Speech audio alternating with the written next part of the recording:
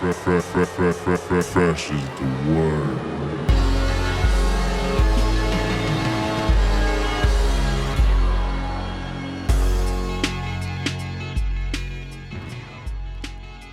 We say fantasero. You say, well, it's that ayo. This is for y'all to dance real slow, cause it's fantastic. Cause it's fantastic. Yo, those are probably the first words that a lot of us in Detroit heard from this group called Slum Village. Batin, T3, and Jay Dee. Fantastic. Man, welcome to episode 17 of Fresh is the Word. I am your host, K Fresh. This is a special edition. I have no guests this week. It's just going to be me.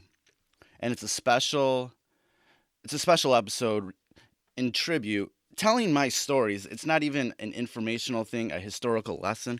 It's telling my stories about the late great Jay Dee, aka Jay Dilla, aka James Yancey. This week marks not only the 10th anniversary of his album Donuts, but also the 10th anniversary of him passing away. It's really one of the most tragic things ever in Detroit. One of the most tragic things in hip hop. One of the most tragic things in music, because he brought so much to music, and we can only imagine what he would have done in these past 10 years and for the next 10, 20, 30 years, It was crazy. So this episode is just me kind of breaking down sort of my life and my existence in music, and how it kind of centered around his music, because to be perfectly honest, like, it did, my beginnings in this hip hop shit in Detroit were kind of really centered around the music of Jay Dee. It was crazy. And I just wanted to, just tell some stories. I got like a whole stack of records next to me just to kind of remind me of certain stories. I didn't know him personally. I wasn't close to him. I've only had a few conversations in my lifetime with him. And I was fine with that. It was cool. This episode is more about the music. And it's about working with the music, listening to the music, obtaining the records, because I probably have about, I'm going to give a figure of 90% of his discography on vinyl. I'm not talking about the original samples or everything. I mean the actual productions and stuff, and the stuff that he actually worked on when he was alive. So I just grabbed probably the records that clearly had more of a story personally to me. And a lot of the stuff that kind of goes on will tie into certain things in my life, because not only is this podcast about, music and wrestling, it is about me too. Not only do I want to tell the stories of the artists that I'm talking to, the people that I'm talking to, but I want to bring my own stories out. It's very therapeutic for me. I'm trying to figure shit out, in life, and I've already felt it, and so thank you for anybody who's been listening. And so hopefully this is going to be a really cool episode. I believe so, because I got some really funny shit. I got some really cool shit. Some really nerdy shit. I know. And just some things to kind of reintroduce everybody, the listeners of this podcast, who maybe not know me too well, about why I'm at the place that I'm at, what I've done in the past, So I feel like these stories will kind of answer those questions. So to kind of start off, let's just kind of go back to like when I first heard the name Jay Dee. It's like, I think it's the same time a lot of people in music might have heard. I just remember, I'd always listen to or always read stuff like Vibe magazine, The Source, whatever else magazines were at the time, and like, oh, there's this dude from Detroit that made beats for De La Soul, The Far Side, Tribe Called Quest. Oh man, like, oh, that's cool, man. There's somebody like, because before that, during my teenage years, I was still trying to figure out what was going on in Detroit, but I was too young to go out to stuff like the whole hip hop shop, Rhythm Kitchen, Cafe Mahogany thing was just a little before my time. but I still went to like the record stores over on the east side, like Record Time, Melodies and Memories, Hot Hits. So I would, always check their local section. The first stuff that I was ever into in Detroit was stuff like Esham and Naudis, Kid Rock, ICP, House of Crazies. I know that's totally different than this Dilla shit, Slum Village shit, but that's what got me into that. That's what's planted the seed for me to get into stuff that Jay Dee did. So I would always go to the record stores and see what tapes were available. I'd buy some stuff. I'd usually just buy the cheapest stuff. The funniest thing is that I did remember seeing, and I picked it up and put it in my hand, the Slum Village Fantastic cassette. But I didn't buy it because it looked weird, man. It was like all these Xerox stickers all over it, and it was like $13.99. I'm like, holy shit, dude. I'm like, I don't know if I want to buy that. Um, but the funny thing was, at the same time, I did buy another tape that I didn't even realize it was Jay Dee at the time that produced it, but it was the Five Elements Yesteryears EP. And I mean, to be honest, I really didn't care for it at first because I really wasn't into that sort of music. I was like hardcore into like West Coast gangster rap, like that sort of vibe. So I really didn't. I didn't really didn't like that whole like vibey, boom bap, soulful sort of like hip hop. That really wasn't my style. But what I remember, because I grew up on the southern side of Warren, Michigan, right off of 8 Mile. I mean, when I say right off of 8 Mile, right off of 8 Mile. And at the end of my street was an arcade that pretty much everybody in the Detroit area, especially in the city, knew about. It was called Wizards Arcade. Um, I remember when I first started going out to hip hop shit. That's how I would tell people where I lived. I was like, I just live right down the street from Wizards Arcade, and they're like, "Oh yeah, dude, yeah, okay, bet I know where you live." Um, and I remember a few times seeing, I think it was a Jeep. I'm assuming it was a Jeep, and it had the license plate. It said Uma, and I remember from reading the magazines that like this JD cat was like a part of this thing called the Uma, and I was like, oh, that must be that dude, man, does beats for Tribe and De La and Farside, man. I'm like, oh, that's cool, because I had like when I was a teenager, I had a paper out in my own neighborhood. So I would see that truck there every once in a while. I'm like, oh, that's cool, bet. But I never went into Wizards because I was not allowed. My parents was like, because there's some shady shit that would go down in there. So I wasn't allowed to go in there, and my mom had eyes in the whole neighborhood. So I didn't even try to, press my luck with that shit. Plus, I had video games at home. I didn't need to go and spend my money on arcade games. I really wasn't too like into going there, anyways. But I remember just seeing that Jeep there all the time. But then I remember things kind of started, going forward in my senior year of high school. I had like a co-op job, so that means I only went to school half a day, and then like the second half a day I go to my part-time job, and I was doing tech support for UPS shipping software, and I was over at like 7.5 in Kelly Road over like in Harper Woods. And that was like one of the first times I actually got to like meet people that were actually in the hip hop scene. Like so many of my coworkers were going out to the Cafe Mahogany and Rhythm Kitchen Hip Hop Shop and everything. I remember 3 dudes, and I remember their names clear as day: Gerald Jeter, Shelton Douthard, and Ray Ridgway.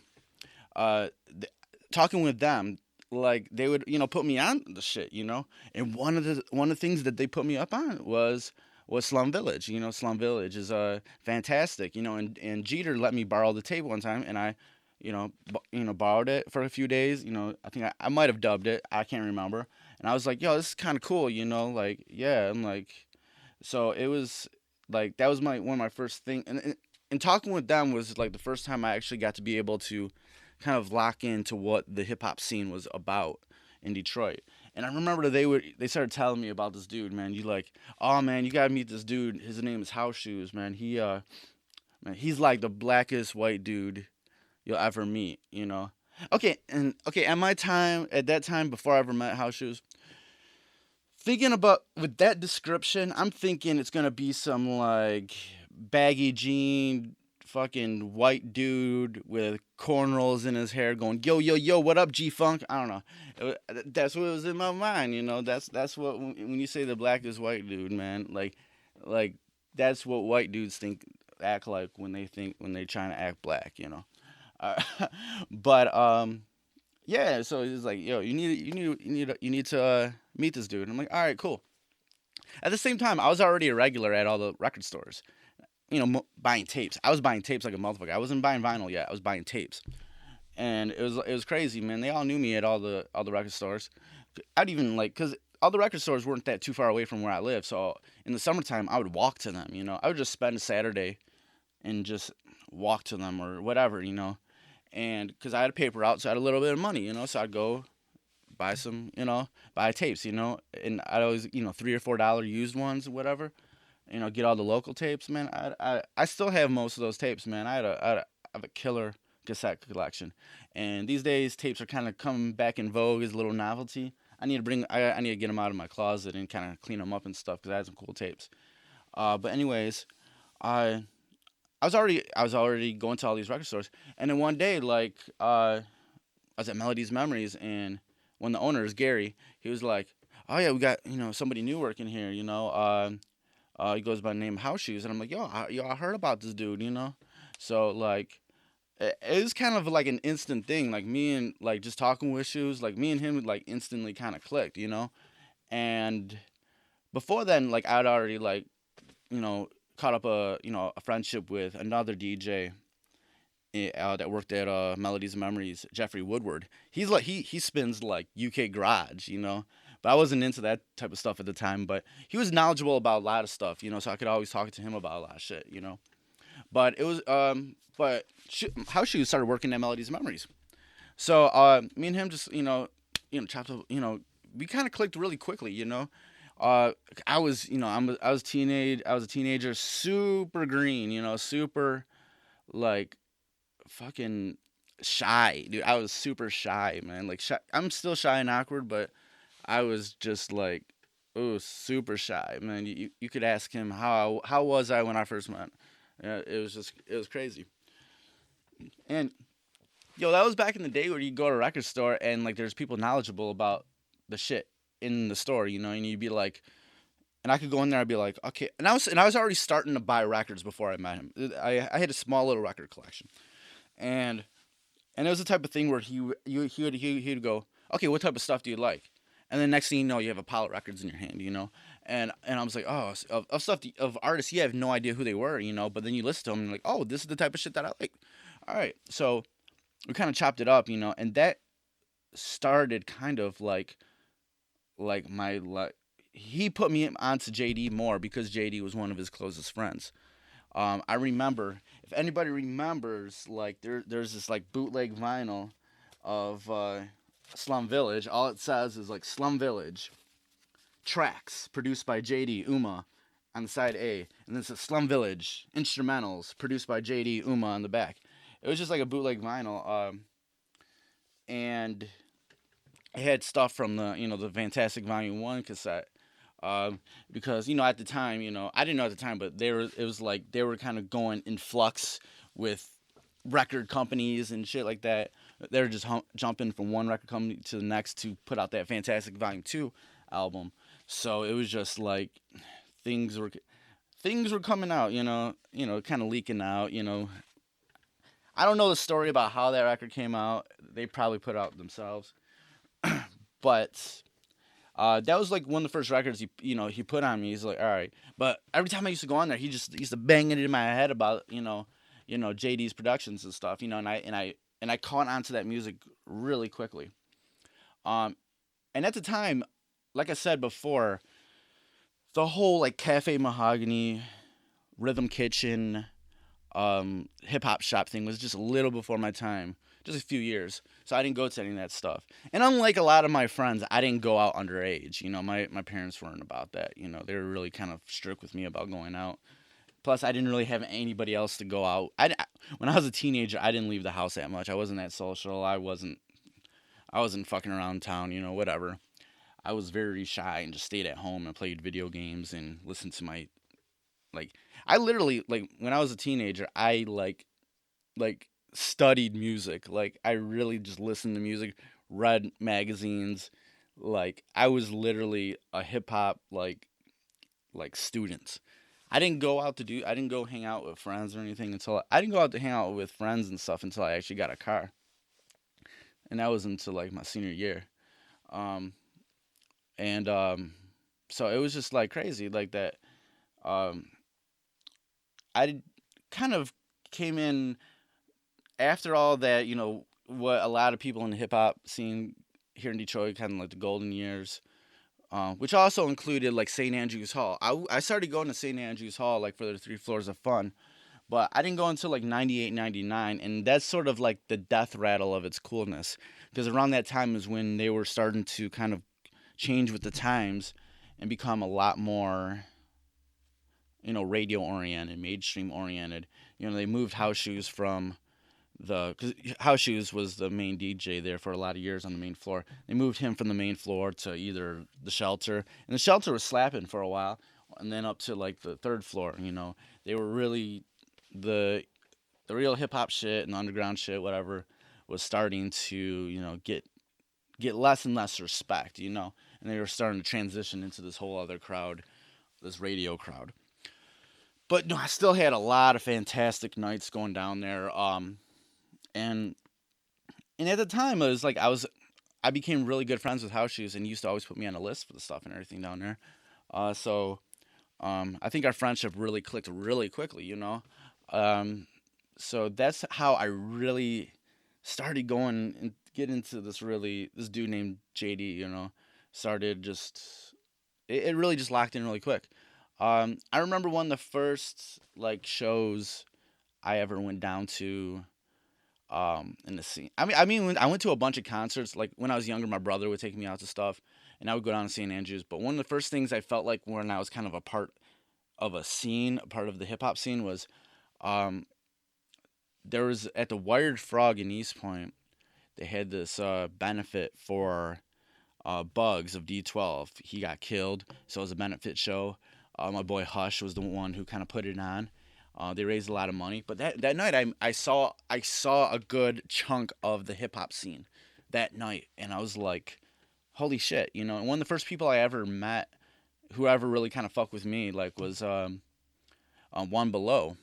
I bought like a Binary Star CD that night, and he actually really just talked to me that night. Like it was just funny. Like I bought a CD and he just talked to me, and we instantly kind of clicked too. Um, I kind of like met up with like I kind of was aware of people like Paradigm and Denine and Bizarre, and I and to kind of go back a little bit, I'd already known about Eminem before he blew up because I just happened to buy like his Infinite and Slim Shady EP cassettes, and I was like, oh shit, dude, this dude's a white boy, doesn't have like this crazy gimmick and can really spit. And then I realized that he had all these other guys that kind of in his crew, and I saw them perform that night, and it was like crazy. And I'm like, oh, bet, this is what Detroit hip hop is right now, So that show really had put a mark on me, like so. That was kind of like where the seeds of this whole like JD thing with me, kind of were started, and soon after, I don't know what really kind of triggered it. I know at the time, I was like definitely perusing stuff, on the internet in regards to hip hop and Detroit hip hop. I know there was like this website called it was a Detroit Rap or DetroitHipHop.com. My boy Alex Israel was running it at the time, and it had this message board, and it was everybody was like on it, dude. It was like all these people were on it, like talking trash to each other and everything, and then other people were just kind of bonding on there. And if anybody knows the track by um, Big Proof called "Broken," the second verse that Moo does, he talks about hide behind the email address, access will find you. Like that was in reference to like the shit that was happening on that message board, man. Because there's people who would talk shit about like Detroit rappers, and they would go find the motherfucker. So it was crazy, man. But the main thing I was doing at the time was I was really perusing the OK Player message board. I think that was like the main thing. And what was happening as I was learning more about Detroit hip hop and learning more about Jay D's music, I also saw that there was a group online that loved his music too. But they didn't know exactly what he produced and what he didn't produce because when he was a part of when he was doing a lot of the stuff with Tribe Called Quest, he was a part of this umbrella called the UMA with Ali and Q-Tip. So you didn't actually know which ones he produced, you know. So you kind of had to do your research to see because there's a lot of Uma remixes out there, and not all of them are JD remix. Which that's a bone to pick that I have right now in the internet. There's a lot of things labeled as JD remixes that were Uma remixes that were things that JD had nothing a part of. Like for instance, that Michael Jackson History remix that was not JD. That was I did my research. That wasn't JD. That was probably Ali or Tip. So I started just doing my research and I put together a discography. Again, I'm a nerdy motherfucker when it comes to I'm nerdy, man, when it comes to like music, man. Like I could come across a band that I like today and I will know everything about them within the next week. I will do my research online and I'll know so much about them you'd think I'd been listening to them for years. Uh, but I sat down and I started doing my research online, um, doing this discography and what I how this is how I did the discography, how I did my research. Basically, I went online and I researched the words James Yancey, Jay Dee, Jay Dilla, because the Jay Dilla name was first starting to come out at that time. He was first starting to use it, but I still used it. Any sort of misspelling of those names, I sort of searched online, and I even searched Uma also. Any sort of keywords, and I'd come up with record stores that would have sort of remix have the remixes and stuff like that that would come up and everything. But then also I was also like I said I was good friends with House Shoes and he was kind of going back and forth between Melodies and Memories and Record Time on the east side. So whatever record store he was going to, I was always hanging out there, and he would always come up with he'd always kind of inform me of. He's like, "Yo, there's this one remix by this group called 9 Yards. Like, yo, find me the 12 inch, you know." And that's what I do. He would tell me about a record, and I would actually go out and find the 12 inches for it online, you know. And a lot of times I was I was very successful in finding a lot of those. And so like I would do my research, and basically I would just Google search, record stores would come up, any sort of publishing websites will come up. If I can do any search on ASCAP or BMI, it would be that type of stuff, you know. If I came up with something that I was kind of if it was like a Uma remix, I would actually ask House Shoes. I'm like, yo, I came up with this like remix. It was like a Michael Jackson remix. Did JD do it? And he was like, and if he didn't know, he would usually call him that day and ask him, and then get back to me, and he would let me know. And a lot of times, like if I would tell him that, he would also want me to go find the record for him. So I would actually go out and buy him a record and buy me a record. We'd always like every time I was buying like all these obscure sort of JD productions, I was always buying me a copy and him a copy. Uh, I remember one instance, and I know by now a lot of people know this record. Um, it was this group called Cross Station. The song was called Purple, and it had this a Tribe Called Quest edit on it. Uh, yeah, she was like, yo, look for this record. It's called Crustacean. It's called Purple. Yeah, JD did this shit. It's fucking crazy.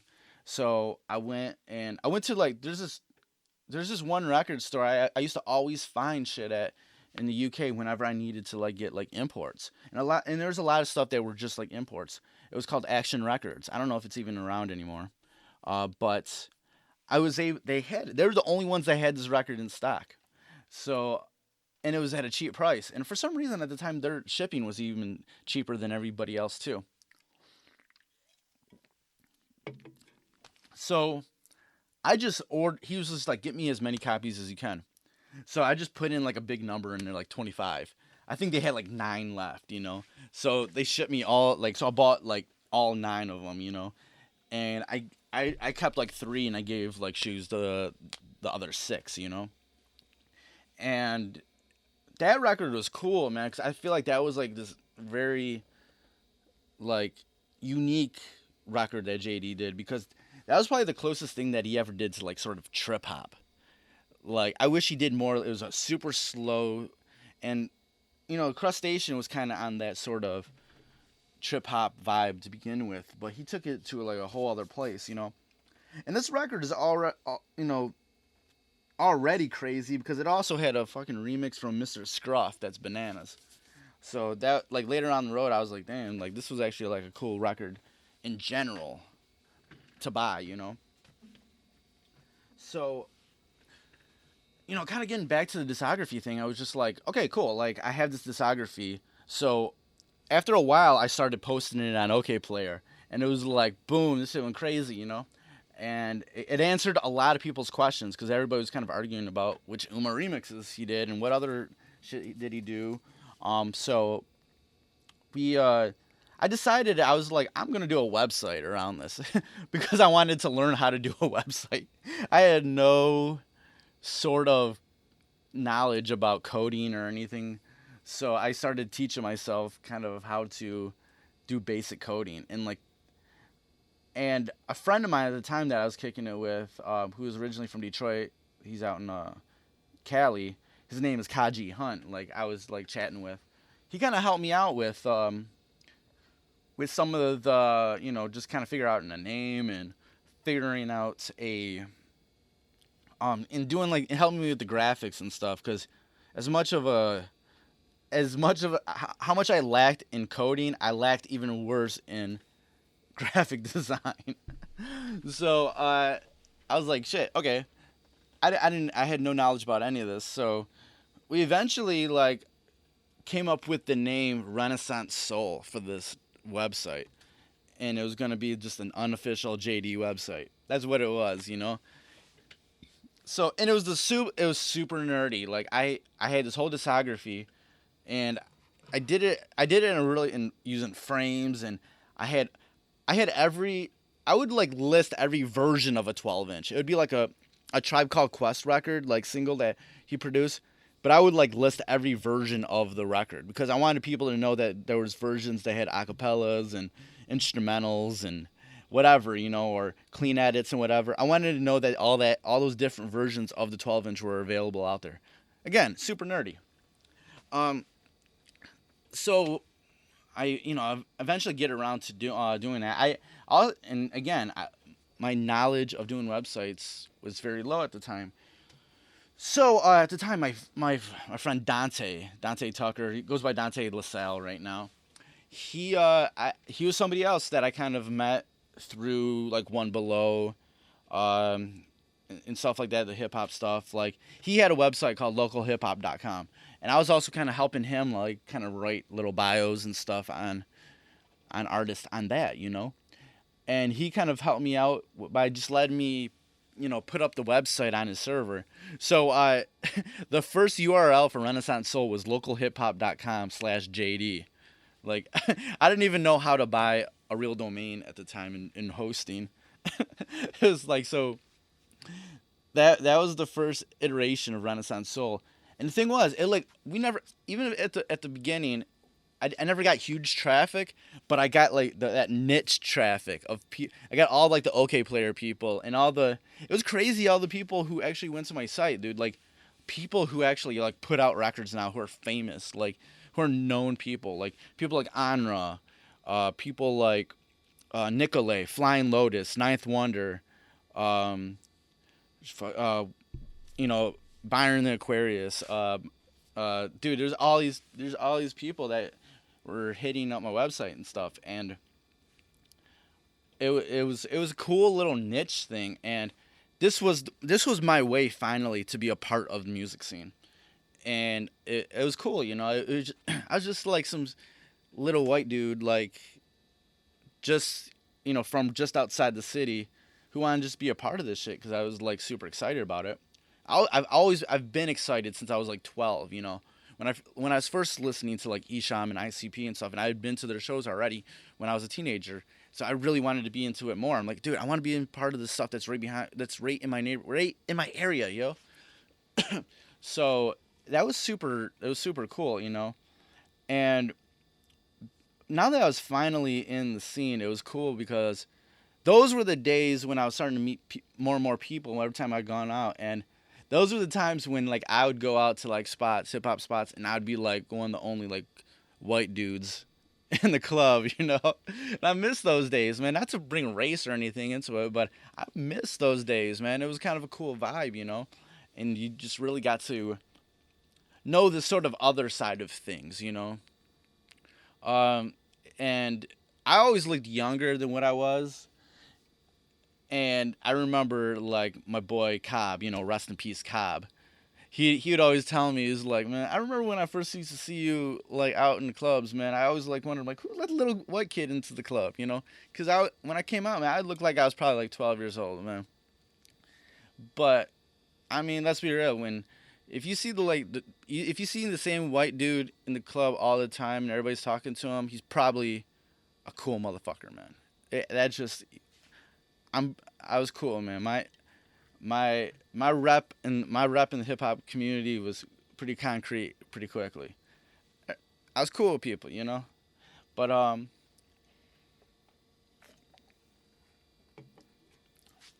swig swig a Dr Pepper.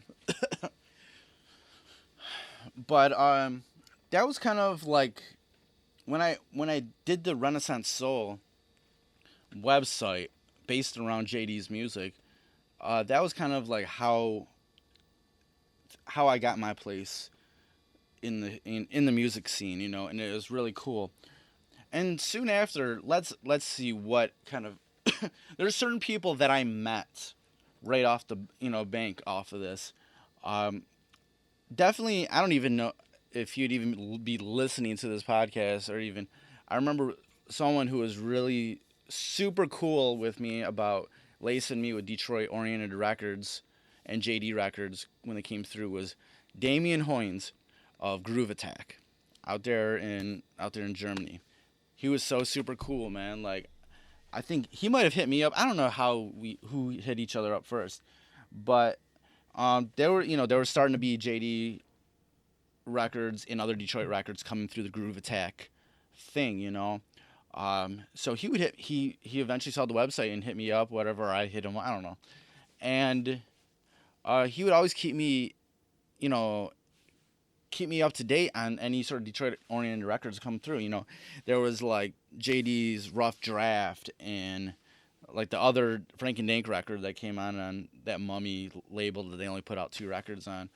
There was like Amp Fiddler stuff, Lax, stuff like that, man. Remixes they had Detroiters on it and stuff like that.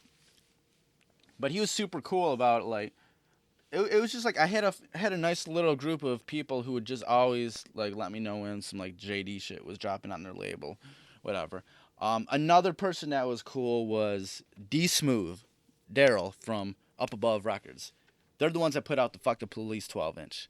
I remember soon after getting like soon after doing the website, House Shoes gave me Daryl's number. It was like, yo, call this dude. He's doing he's putting out the Fuck the Police. And I'd already heard like a really rough version of Fuck the Police from House Shoes before it came out. And so I called him up and he's like, he checked the website. Oh, he always talked like that, man. He's like, yo, kids, yo, son, yo, this is dope. And we like, and we became really cool too, man. He sent me all the stuff, for Fuck the Police that was coming out. He let me kind of like be the first one to kind of put the information out there on the internet, for Fuck the Police, and it was and that was super cool, man. And I continue to have a relationship with that label. Repmatic, from the Beat Junkies. He also worked there, so he would always keep me in tune with Detroit oriented records that was coming through up above. And like that sort of reminds me of something though. This is a point that I really need to make about the whole Renaissance Soul website. Um, as humbly as I can put this, I was the first person to really put a lot of Detroit hip hop artists on the internet, put their music on the internet. This is before social media. This is before MySpace, Facebook, Twitter, whatever. Before any dude, when I was doing Renaissance Soul, dude, everybody thought that like everybody in the hip hop scene thought websites were there just to bootleg their music. MP3s were evil. And it was so everybody's like, oh, there's K Fresh and his cute little website.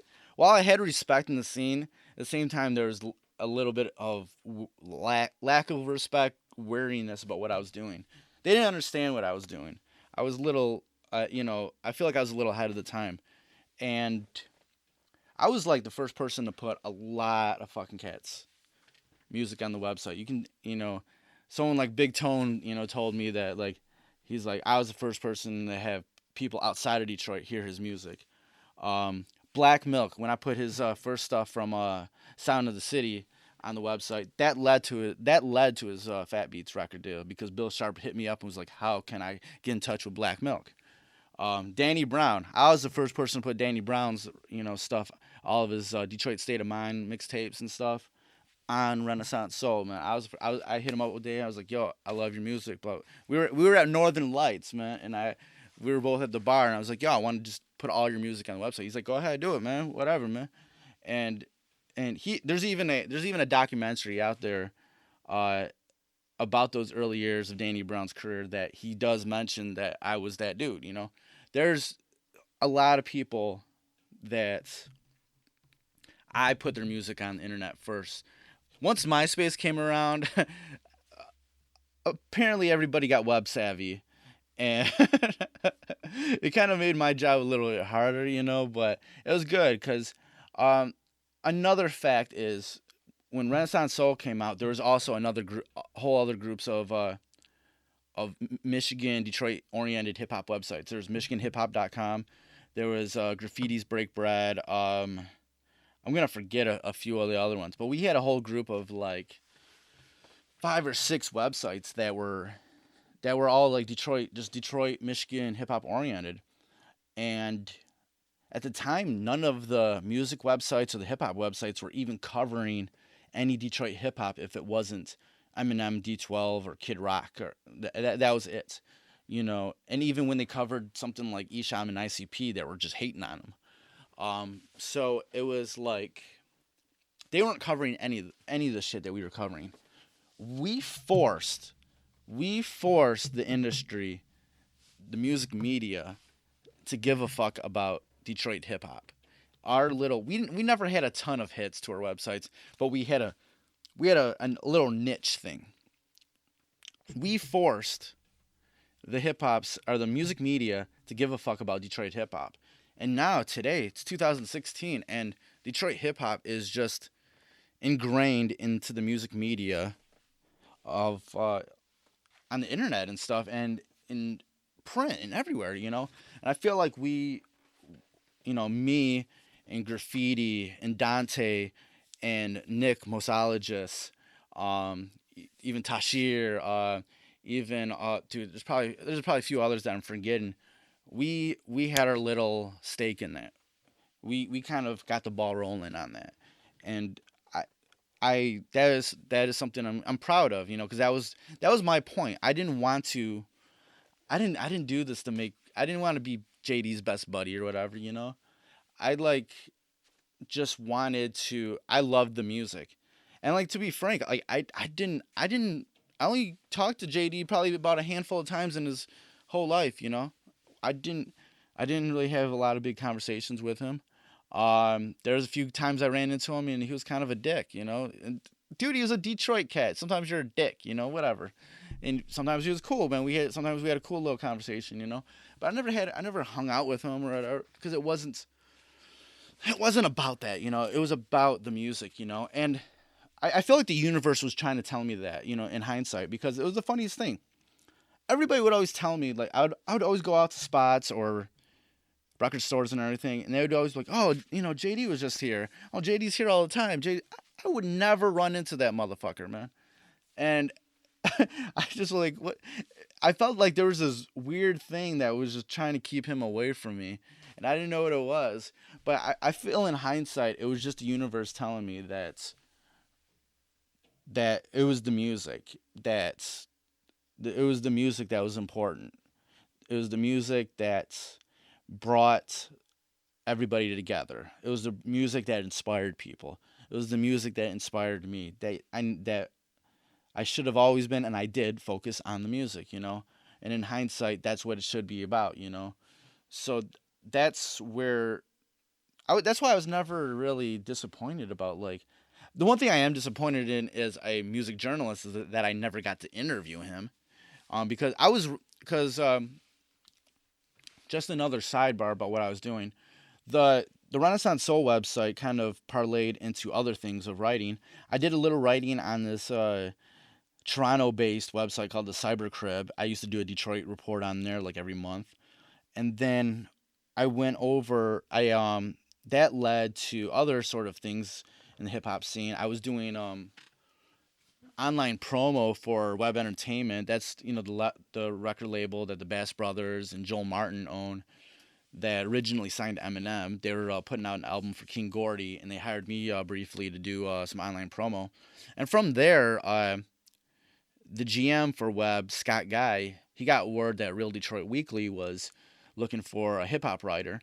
So he asked me, and I was just like, "Oh, shoot, I'll try." I know a lot of shit. I'm a pretty good writer. I wasn't trying to be a music journalist. I didn't go to school for music journalism, but I tried, and like they brought me on, and my time at Real Detroit from 2003 to 2006 brought a lot of acclaim to what I was doing in the scene. I became one of the top music writers in the state.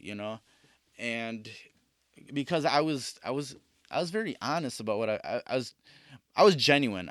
I was genuine about what I was doing. It was about the music and everything. I wasn't trying to be cool. I wasn't trying to whatever. And it was just it was a great time. I eventually got burnt out on it because changing times, I was getting into other things like DJing.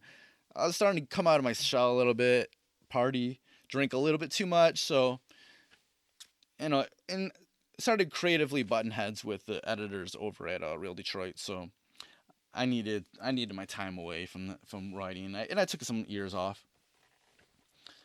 But kind of the Renaissance Soul website did, and sort of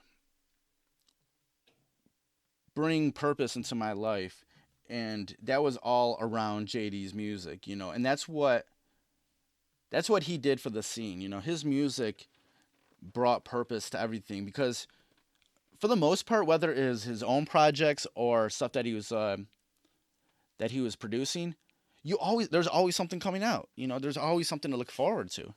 So it was crazy that we got to see all this music. We're actually sort of like spoiled, I guess. That now that he's gone, that just on a regular basis we got to see like all this, hear all this great music. And like, what was great, dude? He from what I understood and what I could see, Jay Dee was just a regular Detroit motherfucker, man. He had his sort of things that he was OCD about. He was weird about a lot of shit. He talked about a lot of, like his raps were about, the same shit that other people rapped about. I love the way I think Questlove framed it when he talked about Slum Village.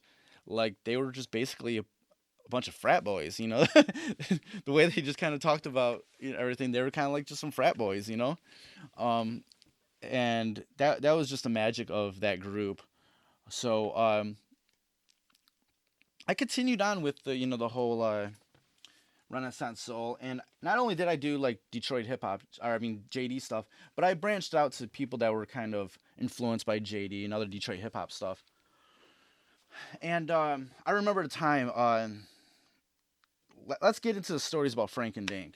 Um, that Frank and Dank, these are like JD's boys. You know, Frank's like his cousin or anything, and they started doing music with JD. They put out a couple 12 inches. You know, Love is a Thing in the Past, Me and My Man, stuff like that. You know, and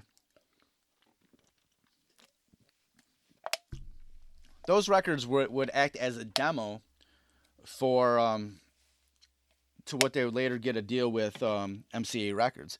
JD would get a deal with MCA Records, and he had which would kind of be like a label thing too for like McNasty Records, and which also would mean that he would be able to put out Frank and Dank's records, which would be called 48 Hours. Uh, as we all know by this time, none of that shit came out. um, well, it came out on MCA. Um, you can that story's been told before. You know why that shit didn't come out.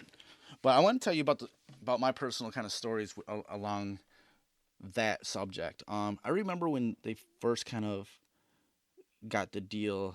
It'd be funny. You'd see those cats come down to St. Andrews, all donned up in fucking mink jackets and stuff. That's what all Detroit motherfuckers do, man. When they get a little success, man, they stunt, man. We stunt, man. Detroit motherfuckers stunt. They came down there in mink jackets and shit, mink coats, and it was like, they were being a little over the top, man, little arrogant, whatever. But so they continued to do all that stuff. I remember I was always talking with this dude online. He was related to JD somehow, cousin or whatever. His name was Rod. His AIM screen name was Little Rod, and he would always kind of keep me up on some certain shit during that time. And I think it got to a point when because JD and Frankie Dink, they all knew about me and what I was doing. Um, Once the whole MCA thing sort of fizzled, I think it was Rod that was like, "Yo, Frank wants to talk with you," about helping him out and stuff with some shit. So I was like, "All right, cool," So Frank, we linked up. Frank came by the crib. I had this little ass room, my parents' crib, just records all around me and shit. You could barely walk into that motherfucker. So he comes through and he's like, all right, we kind of. It was at this point where the MCA deal kind of fell through. JD was kind of moving on to some other stuff, which would be like the Rough Draft EP and stuff like that, and also like he was also trying to do Welcome to Detroit too, which quick story about that never happened because there was a lot of Detroit cats that were sweating him about being on it, even threatening him to be on the shit. But that shit was supposed to have like Miss Corona, Opie Trice, Marv, probably a whole slew of others. But he ended up just kind of scrapping it because he just didn't need to deal with the bullshit. That was some shit about Detroit back then, man. So much bullshit, man. It's like everybody wanted to be a part of everything. You can't be a part of everything, dude. Jesus fucking Christ.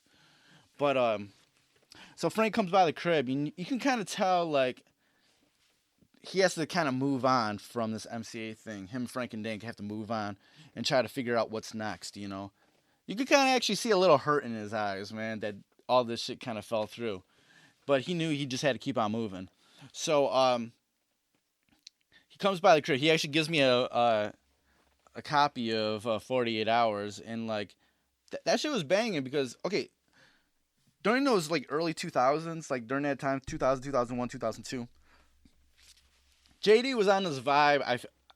Feel like the best way to describe it is, okay, I'm gonna make beats how everybody else popular is, like the Neptunes, Dre, whatever, but I'm gonna do it better. And that's how like a lot of the Frank and Dink stuff, they got the deal off those first two 12 inches, which were a lot more soulful sort of beats. And MC kind of thought they were going to get like Slum Village 2.0. But what they got was like Frank and Dink with the street album, man. It was street records, man. It was hardcore beats and street shit, like hood shit, And it was a fantastic album, man. And so he gives me a copy of the album, and he kind of wants me just to help him with little shit, promoting, like getting in touch with, helping him like kind of send shit to like certain labels and stuff like that. They would eventually kind of link up with ABB Records and put out the record, Take Them Clothes Off, man, which sounds very much like a fucking Neptunes production. Like it's like Jay Dilla doing a Neptunes production, but like spinning it in his own way. So I kind of help him with that. The best part of that whole like scenario is there was this one time. I don't know what year. I'm gonna have to say 2002, 2003. I actually take a trip with Frank and Dink and a couple of their boys to Toronto for a show. They're doing a show at this place called, I'm gonna say like Comfort Zone. Yeah, that was the name of it. Um, Along with it was Frank and Dink and Fat Cat. Um, and I go with them, and we were probably only in Toronto for like a day and a half.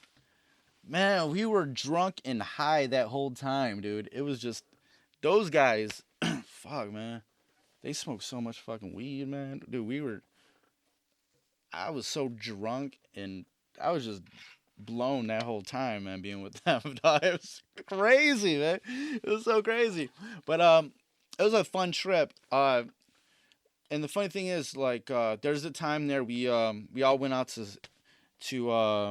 this one cat's crib. I believe it was the Brass Monk crew. It was that crew, and I think it was Agile's crib. I could be wrong about if it was Agile's crib, but we went to their crib for so Frank and Dink could drop some vocals for some joints for them. Um, that was cool. I was like half blown out at that shit. But then when we went to go do the show, we went and did the show, but the craziest shit happened while we were at the show. At the hotel that we were at, it was kind of I couldn't tell you which part of Toronto it was, what cross streets, but when we first got there, we could tell that there was like hookers around. Um, and the funny thing and the craziest thing was, man, like while we were at the show, we come back and there's like police everywhere by our hotel, and we're like, oh shit, what the fuck's going on? And we see a couple of the hookers crying. Fucking while we were at the show, man, like their pimp apparently got shot, man.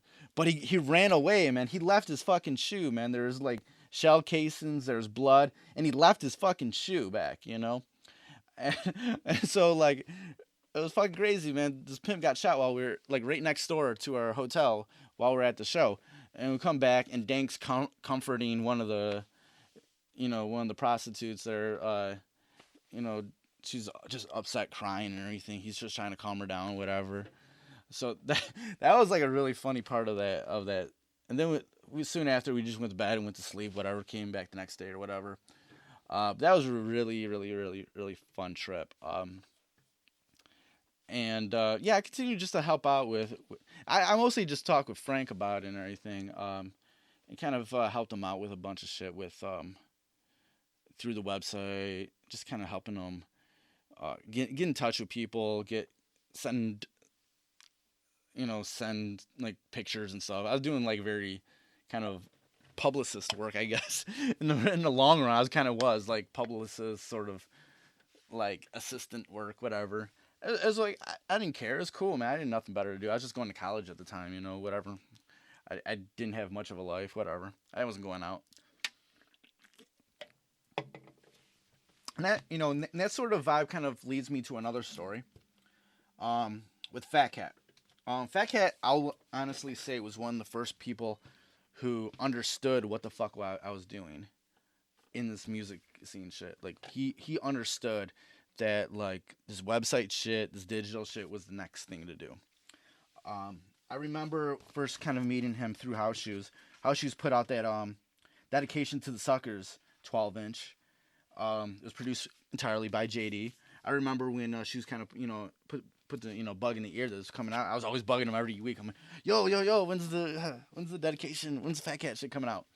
And eventually he did, and that shit became a Detroit staple, still is, Um, and I would eventually like a few years later would start kicking it with Fat Cat, and me and him started. I did a website for him, RonnieCash.com, and we actually kind of like reissued his you know dedication to the Suckers 12 inch, and also this his group that he originally had with Jay Dee, First Down, like that 12 inch with some bonus tracks on CD, and we sold a lot of those, man. We actually sold a lot of those. It was actually really fucking cool, man. Um, and it that was a cool time because it was just like I also got to see a lot of hear a lot of the shit that Fat Cat was working on. I was one of the first person to hear Game Over, uh, the the joint that JD and Fat Cat did with Dabry, um, and sort of that kind of led to my relationship with Ghostly. Um, I became friends with Dabry, Tad Mullenix, and Sam Valente the fourth. But the thing is, they already knew who I was, from what I was doing on the website, because those people like Sam have their ear to the ground all the fucking time. They know everything that's going on, and me and Sam have become quite, you know, good friends. I don't see him, I don't talk to him, see him, but we have huge respect for each other. Um, but kind of, working with Fat Cat was a cool thing because he understood what I was doing. He understood that I wasn't trying to bootleg people's music or whatever, just send out MP3s of people, shit, whatever. But kind of messing with Fat Cat and my website, that led to me also working with Barack Records. That was the label that Slum Village and Fat Cat was signed with, um, led by RJ Rice. So I was doing web design for them. I did the Barack Records website. That's pretty much all I did. I did do some. I did do I redid the website another time. Did a few other things for them, but I don't really want to get into that story because it really doesn't fit into whatever. But kind of, it was just like a lot of these things that centered around JD's music led to other things for me. That were, some of them were good, some of them bad. They're all learning experiences, but it was super cool to just all be a part of all this shit. Um, and that also kind of goes through to Stone's Throw. Eventually, JD would link up with Stone's Throw, link up with Madlib for the J-Lib album. And that was another thing where I kind of just linked up with the people at Stone's Throw, mainly Jeff Jank. He did all the art direction for Stone's Throw. He was one of the co-founders of the label, and he was super cool about keeping me in line with stuff that was happening. By that time, when it was 2003, 2004, whatever, I was I was still doing the Renaissance Soul website, but it was like there was times when I would it would be weeks or months between updates or whatever. Or I don't know. I just was doing other things, starting to do other things. So there was times when I wasn't really updating the website as much, but I was still doing but I was still doing updates, whatever. But when JLib started to come out, that really excited me, so I started doing more stuff on the website. Jeff actually, hit me up, was like, "Can you send me the JD discography? We really would want to put it up on our website now since we're working with JD." And I was like, "Okay, that's fine. I don't mind that they kind of like took it over a little bit because I was kind of moving on from it just being a JD website with Renaissance Soul. That I didn't mind them also, but they also always gave me my credit that I was the one that originally put it together. And just another sidebar, like the next month, March of 2016, does mark 15 years from when I originally launched Renaissance Soul. So that's why this podcast is really heavy on the website, because it's also kind of marks that 15 years um, of me doing the shit, you know. So they used to always send me all the 12 inches that had to do with Jay Dee, and actually they would just send me like pretty much any 12 inch that I wanted from Stone's Throw. Man, I used to get so much shit. Like it was so cool, but that was actually a really cool time. But then that was also the time when you really started kind of seeing like JD's health problems like become public. When you saw the Herb magazine thing when he was like really big and fat, like kind of put on some weight. You're like, holy shit, what happened? You know, I guess that was like from the steroids and stuff. Trying to treat his illness. Because looking back, I remember back in just to rewind a little bit. I remember going up to Melodies and Memories one day, and this is after Slum Village's Fantastic Volume 2 came out, and this is before Trinity came out. And I walk up, and Shoes is outside smoking a cigarette. He just looks at me. He's like, "Yo, Slum Village is over," and I'm like, "What?" He's like, "Slum Village is over." I'm like, "What are you talking about?" He's like, "Man, like after this tour, man, JD ain't fucking with them anymore." And I was just like, all right. But I think at that time what had happened was JD had actually come down with what he thought was like food poisoning. And this is probably about 2001, 2002. Like, so I think it was around that time was when the first indicators of something was going on with his health. This is like 5 years before he passed. Um, so we all kind of, with the Herb magazine thing, you saw that he was going through something. Um, so J-Lib would come out, and that would become like a hip hop classic. We all love that shit. And you'd continue to get other sort of like records around it. There's a lot of like little fan club shit, little limited records that Stone's Throw would send to me, and it was super cool at the time.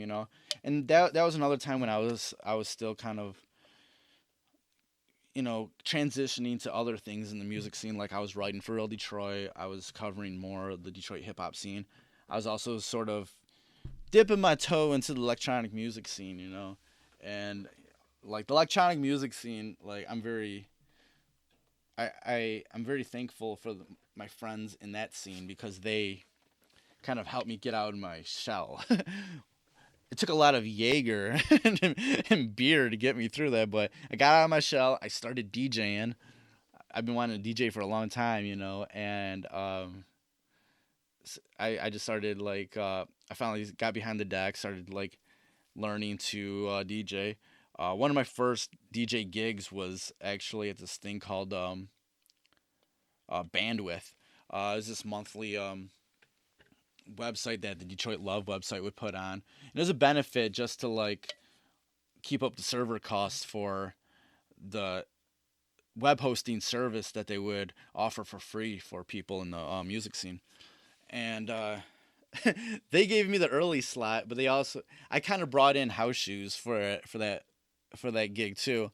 But what had happened was like Shoes never made it because he like was at the crib. He had all his records ready. Sat down on the couch, started smoking, and passed out. Totally missed the gig. And I called him like a million times, and I'm fucking hammered at the fucking event. Everybody's like, "Where's House Shoes? House Shoes?" I'm like, I had no idea. The next day, he just totally apologized to me and everybody else. It was like, that night was just a clusterfuck for me because like on the way there, my alternator died in my truck. I had to have a friend come pick me up, and then the person who was supposed to drive me home left, so I had to call my other friend who lives all the way in Redford to come pick me up to take me all the way to the east side and then go back to Redford. So, dude, it was mania. It was mania. It was crazy.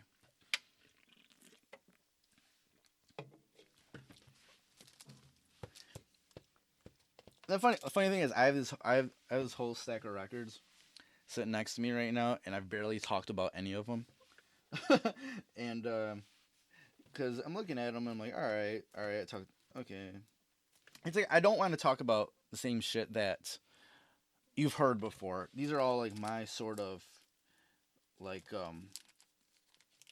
my sort of stories, you know. But I remember. Let's see here. I'm probably just gonna have to edit this part out because I have no idea what to talk about next. Oh yeah, let's talk about SpaceX. There's a couple records that Jay Dee did for Steve SpaceX. There's that Eve remix that he did, which instantly became like a staple in the scene. Everybody loved that. And then Let the Dollar Circulate, man. Like dollar. Like that shit was another staple that happened. I remember I was like I was at the Buddha Lounge, house shoes was spinning, and he played the original, the Billy Paul record, and I was like, oh, and I told him like, yo, Dilla did a joint for that. He's like, what? Yeah, I'm like, Benji B played it on his show. It's a SpaceX record called Dollar. He's like SpaceX fuck with it. He's like, yeah, man.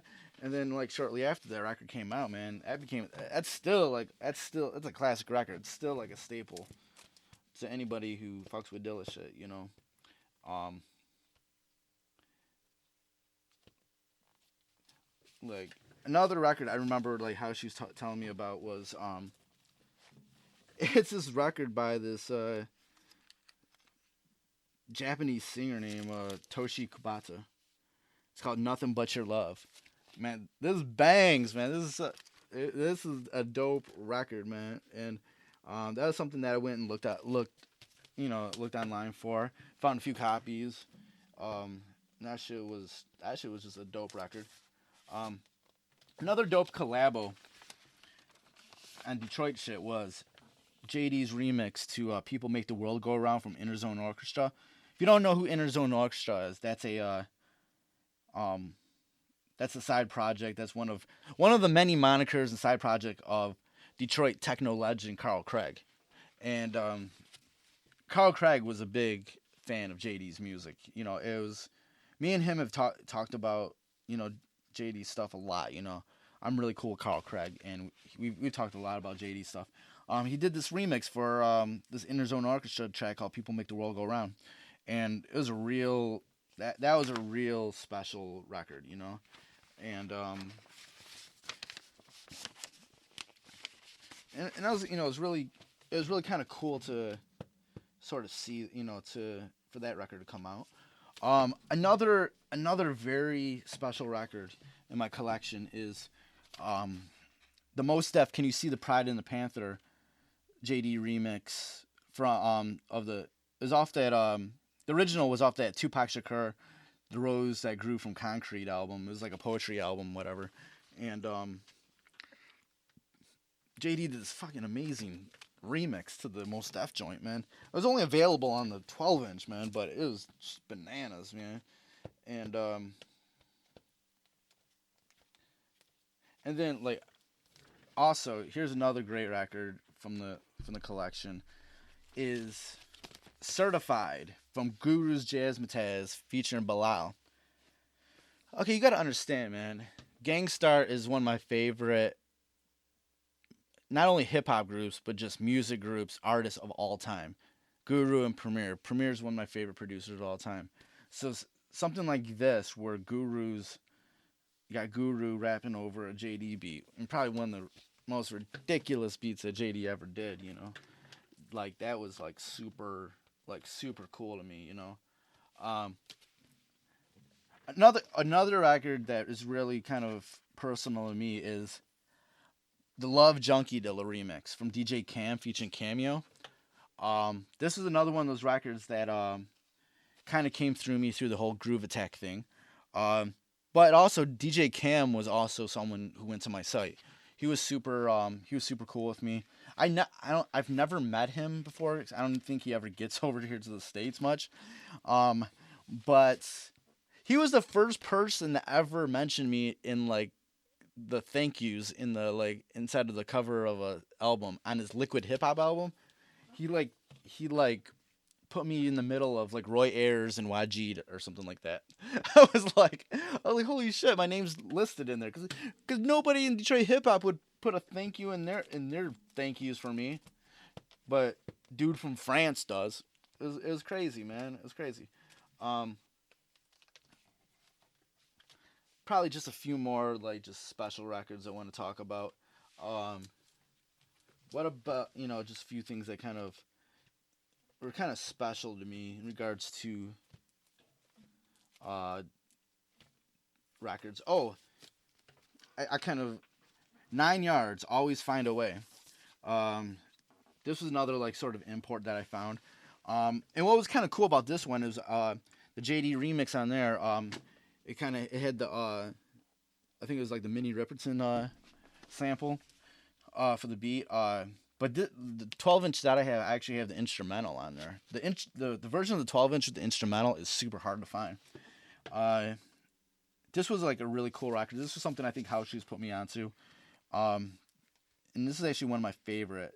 And this was one of those cool like remixes that Jay Dee also put like ad libs and a little verse on it himself too, which I don't think there was a lot of those, But whenever Jay Dee remixes that he put ad libs on there too, I think were a little bit more special, I think that's something that we can all like agree upon. That when you put them little special touches on there, um, it made it a little bit more special. And then here's another little cool thing. There was this German hip hop duo, Afrobe and Sammy Deluxe. This is another thing that kind of came my way through the whole Groove Attack situation. From what I hear, and this is from what YG told me, because their album had a bunch of beats from YG and a few Dilla beats. These guys came to Detroit with a duffel bag full of money, basically, and they wanted a bunch of beats.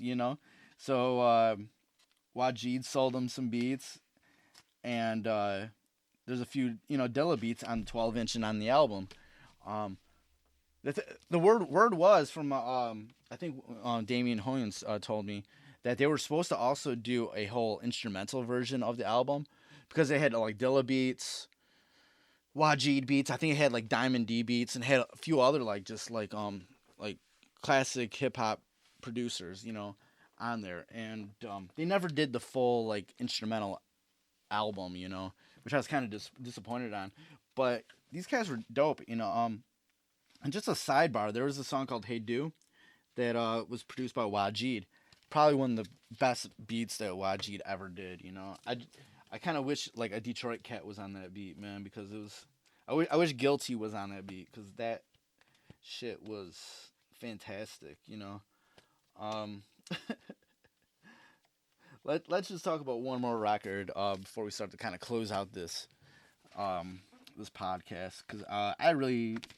Does anybody remember the Slum Village It's Fantastic 2 bootleg before the record came out on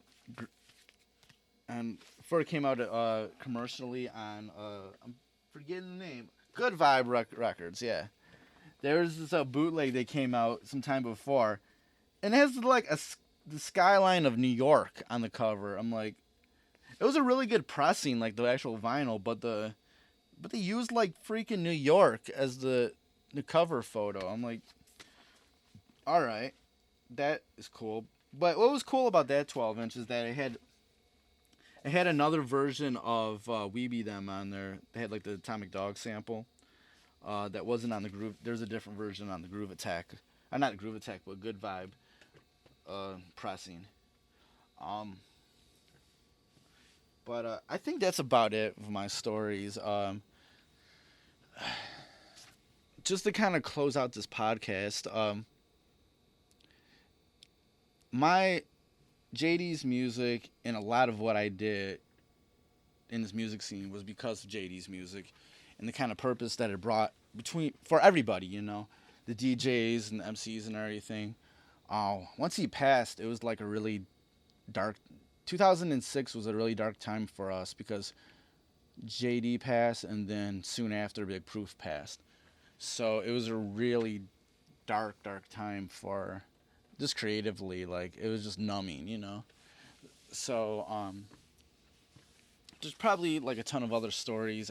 I just wanted to tell you my stories and how that linked up with the Renaissance Soul website, which was a big part of my life, and something that I do want to celebrate the 15 years. So this kind of this episode kind of marks that 15 years as of celebrating those 15 years since I launched the website.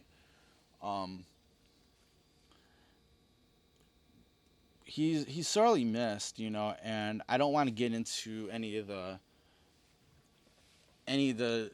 Jay Dee, J Dilla legacy sort of things going on with the estate or anything. But what we're at a time now. It's been 10 years since he's passed, so we do really need to like celebrate his music and what he brought to us. Um, that doesn't necessarily mean you have to go to an event or buy T-shirts or whatever. Don't shame anybody that just got into Dilla's music. Educate them. Don't shame anybody that just only heard Donuts and that's how they are. Show them another record. Show them Welcome to Detroit. Show them Fantastic Volume 2. Show them Rough Draft. Show them the countless amount of 12 inches that he produced. Show them, show them that. Educate them. My personal take on how I enjoy JD's music at this time is like is kind of in comparison to having a relationship with the Bible but never going to church. I don't necessarily need to go to the events anymore. I don't need to be a part of the business of it. I humbly put, I did so much while he was still alive, more than a lot of people did then, and a lot more than a lot of people that are around now. So I'm not trying to have a competition or anything, but I'm just saying that I feel like stuff that I did, stuff that some of the fellow other websites did, we propelled Detroit hip hop into something else. We helped. We were on the front lines, on the bottom lines. We were kind of out here on the frills, the edges. Sort of propelling it a little bit. We didn't have money and popularity to like give it to the masses, but we had it available, and word of mouth brought new people into it, and we were always I'm still educating people on records that JD produced. If you still go to Stone's Throw's website, the discography that I originally created is still up there, and it's all of the works that he did. There's nothing he did none of those projects that were put together after he passed or anything. It's all the stuff that he actually had his hand in producing. So you'll see the stuff that he actually did. And I'm 99% sure that everything on there is correct. And if there's a quote unquote JD remix or Uma remix that you don't see on there, that means he didn't do it, because I really did my research about whether he did it or not. I just hope that we can continue to really celebrate his music, because that's what's important. Celebrating his music isn't about rapping over his beats or arguing about whatever. It's about education. It's about being truthful about what he did and what sort of person he was. He was, he seemed to be just like a regular Detroit cat. He He ate his food the same way. He put on his pants the same way. He wasn't a superhero or anything, but he had like an amazing gift. He looked at the world and music in a way that none of us could even think to ever be anywhere close to. And that's what was so addictive about his music.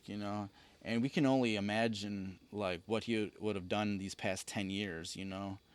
Um, because all those beat tapes that you hear, those were just ideas. For the most part, those were just ideas. Um, in the end, they could have been totally other monsters.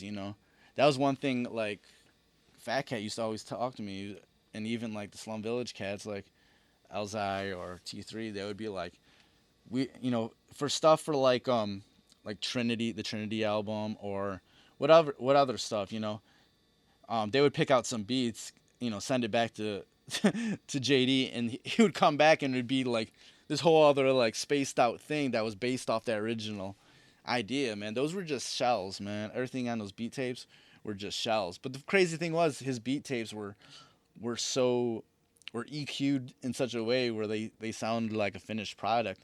But those were just ideas, man. Those were just shells. So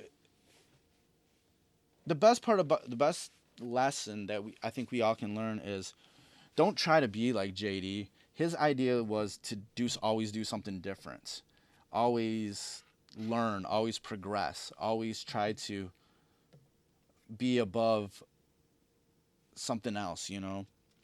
So learn to take take your influences, take everything that you're a fan of, but learn a different way of doing it, man. And that just doesn't include music, man. If you do film, if you're a cook, if you're whatever, man, like be creative. That's when it comes down to it. Be creative. A tribute to JD isn't rapping over his beat. A tribute to JD is doing something different. That is what he would want. I don't even know him, and we all know that's what he would want because he always did different stuff, man. He always found new ways of tinkering with his machine or whatever to make a sound a little bit different. Um, I was even told that he used algebra and math to figure out how to do beats. He used all these different sort of ideas and concepts to make his music. So don't just be don't just be closeted by stupid limitations that other people or yourself put into yourself in regards to your art.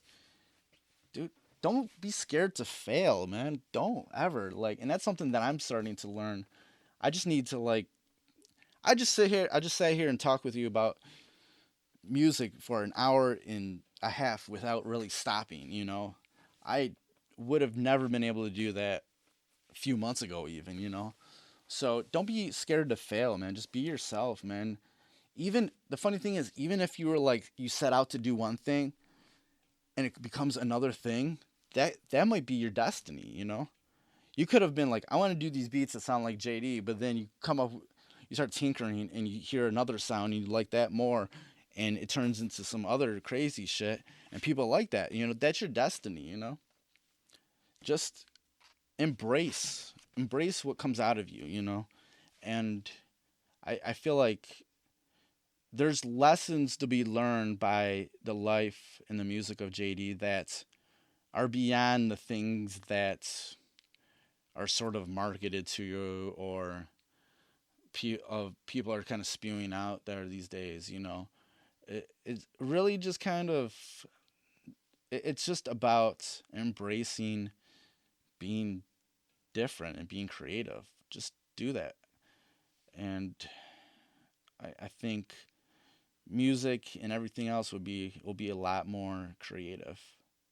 So thank you for letting me ramble on for an hour and a half about my life in terms of the music of JD. I hope I didn't bore you.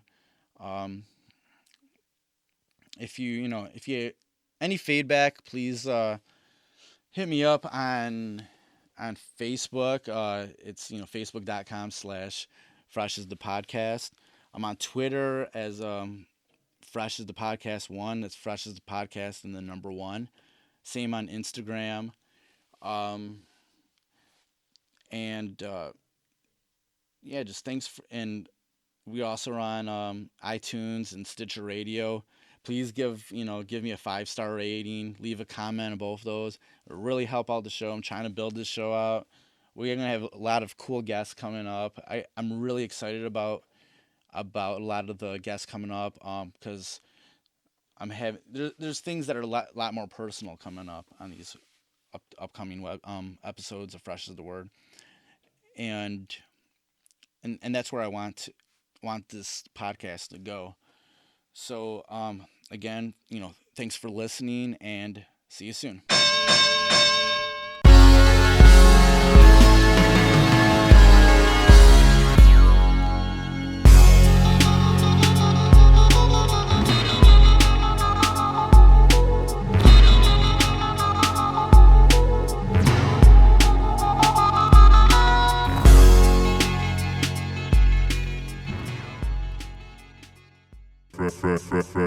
Fresh is the word.